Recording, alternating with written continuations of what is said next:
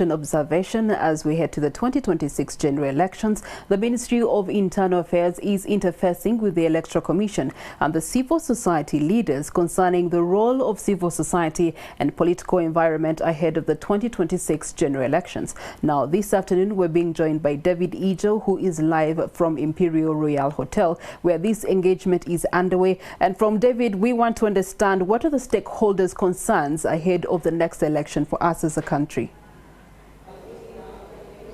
Priscilla, good afternoon to you. As you can see in my background, it's the dialogue meeting between NGO leaders and the Minister of Internal Affairs and the entire ministry at large. Now, that dialogue is still going on inside there on my left, where very many issues have been highlighted by civil society organizations on how they are affected or how they are not helped when it comes to their role in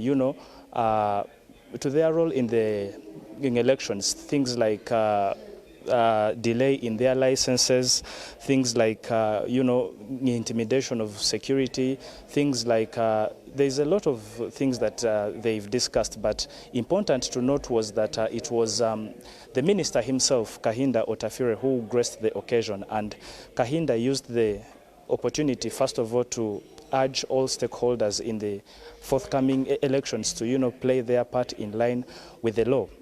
Right from political parties, civil society organizations. He asked all this to do it without interfering one another in order to have a peaceful elections. The minister also warned strongly against the issues to do with election violence and demonstrations. Of course, as we all know, Kahinda Otafire and his sense of humor, he says as a ministry, they do not have a budget for tear gas, and therefore calls upon all stakeholders to participate in a peaceful elections. He went ahead to remind Ugandans that sovereignty in poverty is poverty in sovereignty. As the elections come, while protests are a peaceful right, he warned against demonstrations leading to the destructions of property, saying that Uganda is a third world country and we are not ready to go into mess of infrastructure whereby it will take us time to recover all these things.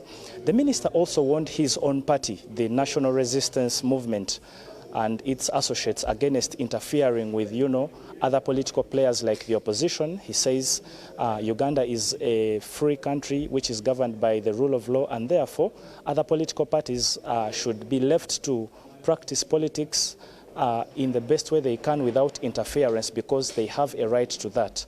So these are some of the issues that were highlighted by the minister, but inside there, many civil society organizations continue to deliberate on some of the matters that affect them, and these are issues that we shall bring to you in detail on our subsequent bulletins of NTV Akawungezi and NTV Tonight. Priscilla, back to you in studio. I'm David Ijjo.